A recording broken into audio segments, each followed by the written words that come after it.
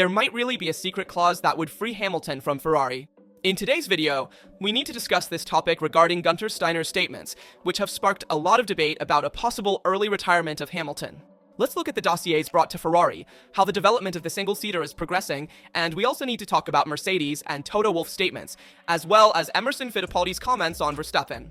Before we begin, please leave a support like, and now let's see everything in detail. Lewis Hamilton's debut season with Ferrari is not going as planned. The seven-time world champion arrived in Maranello with very high expectations and unprecedented media hype, but after only 14 races, the reality is quite different.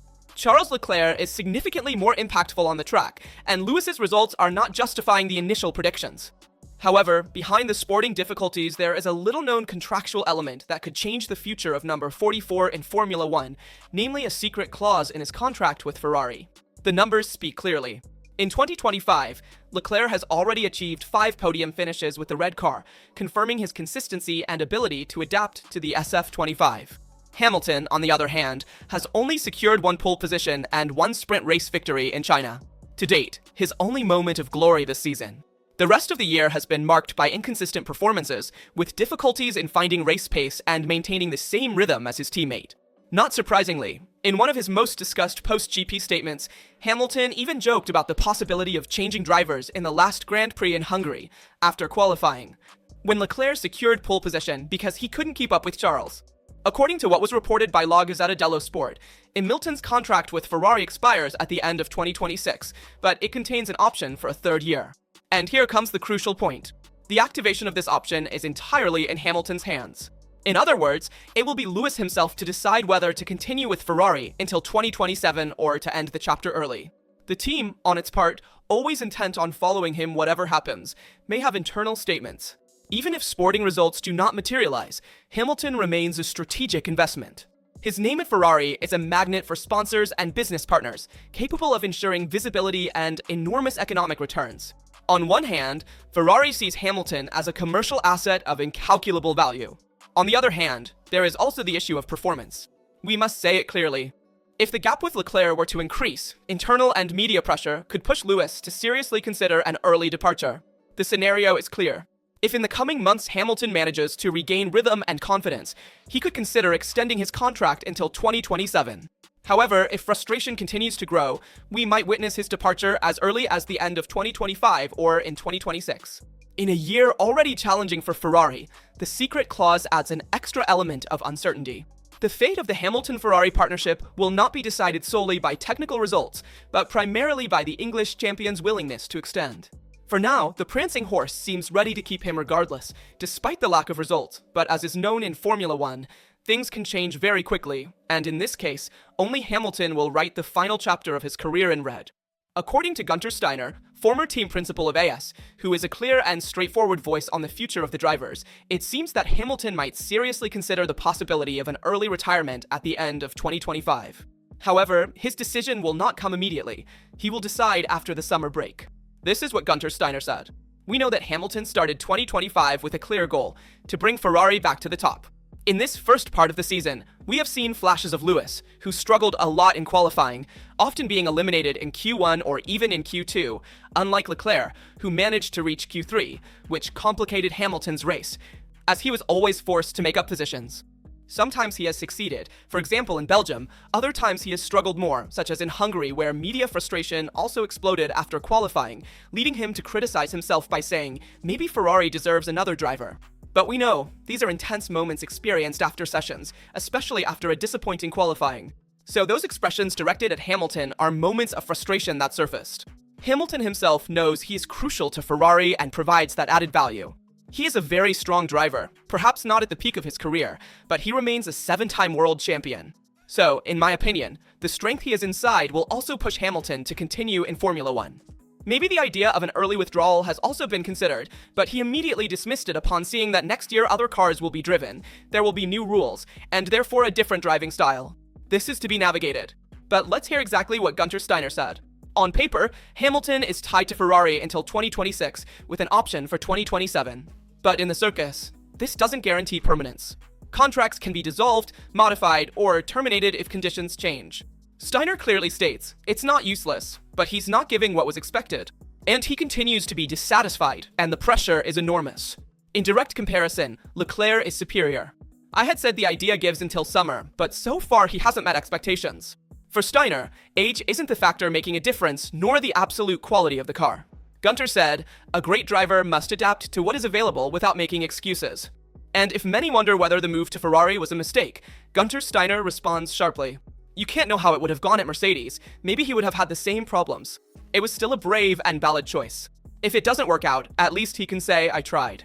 And Hamilton is not just any driver. He's a global icon, a brand in itself with interests ranging from fashion to music, including entrepreneurial projects, and this could facilitate his exit from Formula One. Unlike other drivers, he doesn't need Formula One as a platform for his image. This, according to Gunter Steiner. The summer break will be decisive. He can return more relaxed, achieve better results, or even worse results. And in that case, I see him capable of saying, that's it for the year, I can't do another one. In a season where Leclerc came very close to winning with the SF25, Hamilton must prove that he is still the leader capable of guiding the team to glory, because if even a 7-time world champion starts thinking, enough, I give up, it means something deep is not working. But we also need to take a step forward. We need to see how Hamilton is preparing for 2026, what the scenario in Formula One is regarding the new regulations, and most importantly, what the cohesion within Ferrari is like. The new technical cycle is emerging amidst uncertainties. Ferrari has already modified the regulations 13 times by July, indicating that the initial draft had significant flaws. All teams are working at full capacity, trying to interpret a constantly evolving set of rules. Ferrari is moving quietly but decisively. The media focus is almost entirely on the power units, and it couldn't be otherwise. The technological leap will be enormous, but the red team is not neglecting another crucial front, that of aerodynamics. Confirmations come from the paddocks of Spa and Budapest. Managing airflow and aerodynamic efficiency will be as decisive as the engine. Additionally, from simulator tests, Alexander Albon anticipated a disturbing scenario. Drivers will have to sacrifice some of their pure talent to adapt to a new driving style based on tires and not just maximum performance. Frederick Vasseur has also remained to ensure technical and methodological continuity. On the engine front, Enrico Gualtieri's team has chosen a low-profile business approach away from the spotlight. Mercedes remains the favorite for the new era, but Ferrari has nothing to envy Brackley. After a complicated start and the hybrid turbo era, Ferrari's engine department has made a huge leap in quality and now aims to surprise with a refined and high-performing power unit. According to Vasseur, Ferrari underestimated Lewis's situation, while Hamilton overestimated the level of the SF25. Convinced they would find a car already ready to win, in reality, the vehicle still has many limitations. The adaptation of the British driver was more difficult than expected, and the widespread idea that Ferrari was designing a bespoke single-seater for Hamilton proved false. In Formula One, no team builds a car solely with one driver in mind. Feedback is listened to, of course, and minor details can be adjusted, but the project is created to maximize overall performance, not to cater to a specific driving style. And the SF26 will not be an exception. In fact, the 2026 regulations include drastic changes, and thinking that the SF26 could be tailored for Hamilton is a conceptual mistake. Lewis's input on what he wants and doesn't want is helpful, but not decisive in the design of a brand new single-seater. Just like Leclerc, Hamilton's adaptation will also matter. It will be the driver who must shape their driving style to get the most out of the technical package, not the other way around. Ferrari's engineers are studying every aspect of the regulations to find advantages in 3 key areas: the power unit, aerodynamics, and mechanics. The role of the driver, while still important, has changed today, and the true steering wheel of the project lies in the data, simulators, and CFD simulations, no longer in on-track sensations.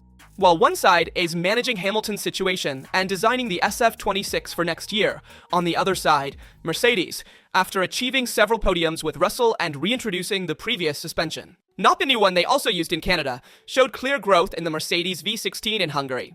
Despite this, Toto Wolff said they will stop updates. Indeed, the 2025 season for Mercedes ends here, at least in terms of development. Toto Wolff has openly stated this. The V16 will no longer receive significant updates, and the focus will be entirely on the 2026 project. The goal is to make the most of what is available in these final races and, above all, not to repeat the mistakes made in designing the latest cars. Toto Wolff and his engineers are well aware that one of the main problems in recent years has been excessive emotional involvement in technical decisions that, in practice, did not work. A clear example is the conceptual failure of the Zero Pod project in 2022 and 2023. On paper, it was supposed to be the aerodynamic revolution that would bring Mercedes back to the top, but in reality, it only resulted in frustration and disappointing results. The team insisted for too long on a wrong idea, fueled by the desire to prove that it could work. In Formula One, however, persevering in the wrong direction means giving months and points to the opponents. Even in 2025, a similar incident influenced the season. At Imola, Mercedes introduced a new rear suspension aimed at increasing anti-lift effect during braking, stabilizing the rear and reducing lockups. Theoretically, the idea was good, but in practice, it produced the opposite effect: less stability, less driver confidence, and difficulties on technical tracks like Silverstone, Spielberg, and Spa. The problem is that Russell's success in Montreal had misled the team, but that is the only atypical circuit with straight-line braking and no high-speed corners, conditions ideal for masking the limitations of the new rear suspension. The suspension issue highlighted a broader problem: the poor correlation between simulation data and real track behavior.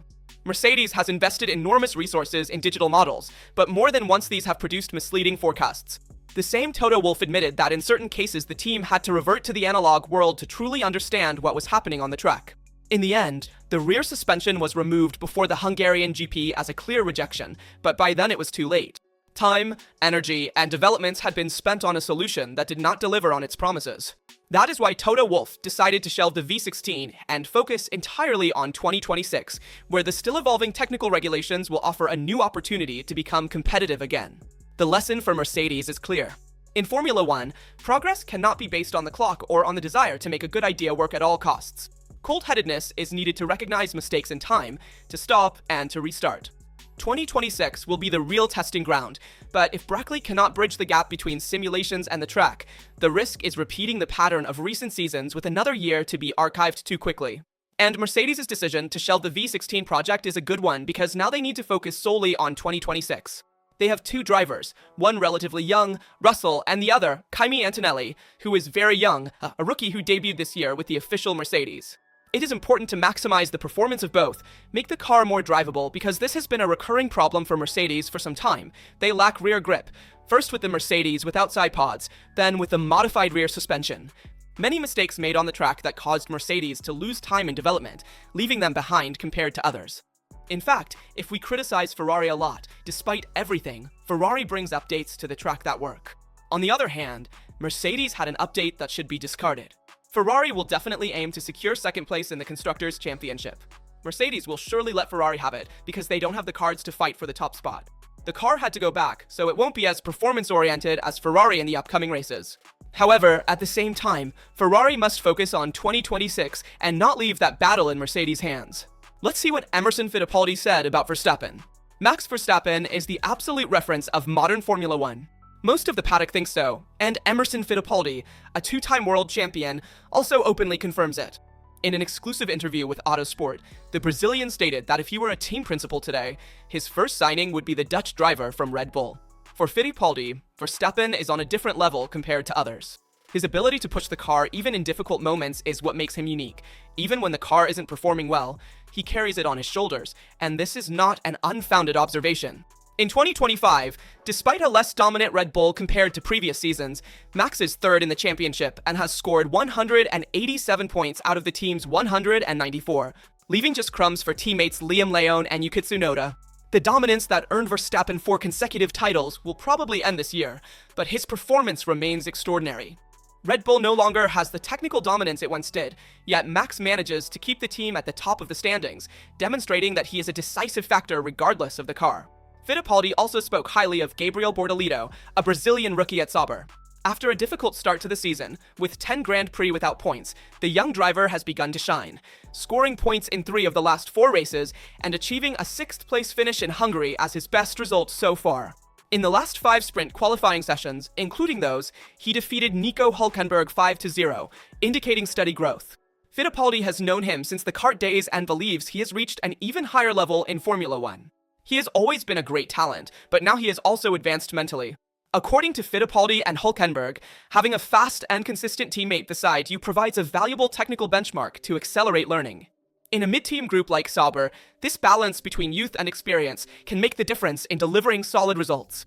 For this reason, according to Fittipaldi, Verstappen and Bortolito represent 2 different moments in a driver's career. The first is the peak capable of leading a team even in the most difficult times. The second is building the foundation for an important future, showing surprising speed and maturity for a debutant.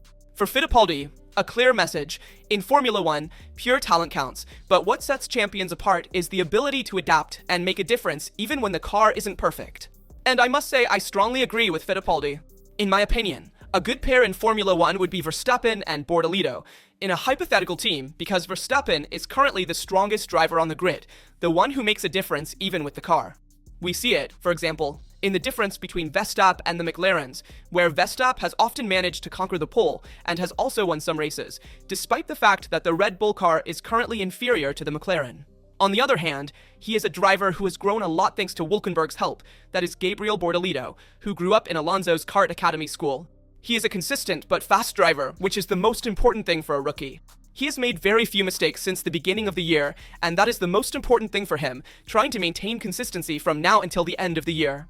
He is already beating many times Berg in speed, and that is no small feat, considering Hülkenberg's experience behind him. Let me know in the comments your opinion on all the topics we discussed in the video. As always, I remind you to leave a like, subscribe, and activate notifications so you don't miss any news related to Formula One and Ferrari. Here among the best. See you next time.